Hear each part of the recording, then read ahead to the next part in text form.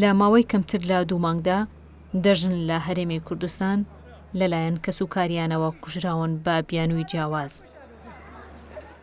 بەردەوامی کوشتنەکانی ژنان نەبۆتە زەنگی ئاگادارکردنەوە بۆ دروستبوونی بربەستێک بۆ ئەو دیاردەیە ئەو کاتەی ژنێک دەکوژرێت زۆرێک لە ڕێکخراوەکانی داکۆکیکردن لە ژنان دێنە دەنگ لەسەری و هاوکات لە تۆڕە کۆمەڵایەتیەکانیش بۆ ماوەیەکی کاتی دەبێتە باس.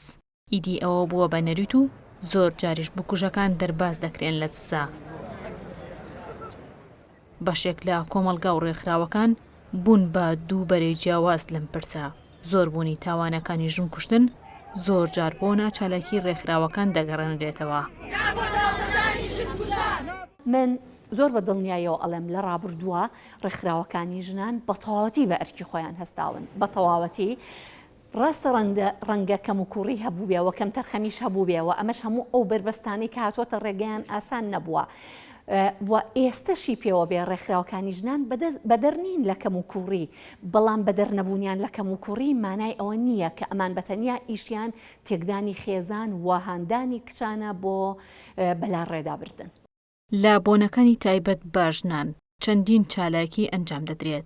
ئەنجومەنی باڵای کاروباری خانمانیش لە هۆڵە گەورە و تایبەتەکاندا مەراسیم و بەڵێن و وتاری بریقەدار پێشکەش دەکات. بەڵام هیچ کەم لەم چالاکیانە نەبۆتە هۆی دروستبوونی ژنگەیەکی لەبار بۆ ژنانی هەرێمی کوردستان.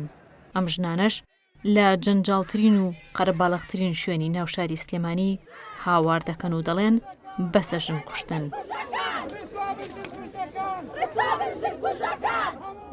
وەکو هاوڵاتێکی هەرێمی کوردستان ڕازید لەسەرەوەی ژن بکوژرێت یان نا، واز لە ڕێکخراو بێنیت ئەبێت بێتە دەنگ لەسەر ئەمە. ئەمڕۆ ئێمە ئیشەکەمان ڕوو لە خەڵکە بەڕاستی. ئێمە ئەمانەوێت ڕوو لە خەڵک بکەین، بە خەڵک بڵێن بەسە ئیتر لەگەڵمان من لافاوی ژن کوشتن بەتەنیا ئەرکی وەستانی لافاوی ژن کوشتن بەتەنیا ئەرکی ڕێکخراوەکانی کۆمەلگەی مەدەنی و ڕێکخراوەکانی ژنان نییە.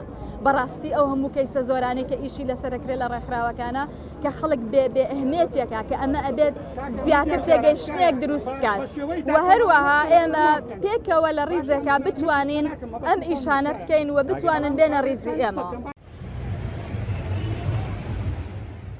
لە هەرێمی کوردستان ساڵانە بە پێی ئامارەکان چەندین ژن بە بیانووی شەرف دەکوژرێت یان ناچار بە خۆکوشتن یا خۆسووتان دەکرێت. سەرەڕایبوونی چەندین دام و دەستگا و یاسای تایبەت بە مافی ژنان و دەیان ڕێکخراوی ناحکومی تایبەت بە پرسی ژنان، بەڵام هێشتا چەندین ژن لە شەڵتەرەکانی داڵدەداندان و ئەگەر بێنە دەرەوە ئەوە چارەنووسێکی نادیار چاوەڕێیان دەکات. پاراستنی ژیانی هاوڵاتیان بە ژن و پیاوەوە ئەرکی حکومەتە، ئەرکی ڕێکخراو نییە، نەتوانای ڕێکخراو ئەوە هەیە، دام و دەستگای ئاسایی و ئیداری و پۆلیسی و ئاسایشی هەیە تا خەڵک بتوانێت بپارێزێ. ئەوان نتوانن تاکە هاوکاری کۆمەڵە ژن کرد کە توزوتی ژیان بەرامبەرەکرێ، بەڵام بە شێوەیەکی گشتی پاراستنی ژیانی ئینسان و کەرامەتی ئینسان بە ژن و پیاوە ئەرکی حکومەتەکە تیایدا بە بەردەوامی شکستەیە. ئەم دوو بەرەکەی نێوان ڕێکخراوەکان و بەشێک لە کۆمەڵگا و دام و دەستگاکانی حکومەت یەکتر تۆمەتبارکردن بە زیادبوونی ڕێژەی تاوان بەرامبەر بە ژنان وای کردووە کە بۆشاییەک دروست ببێت و تونند و تیژیەکان هەڵبکشێت بۆ ئاستێکی مەترسیدار. هەورە زەحمەت، شارپرێس، سلێمانی.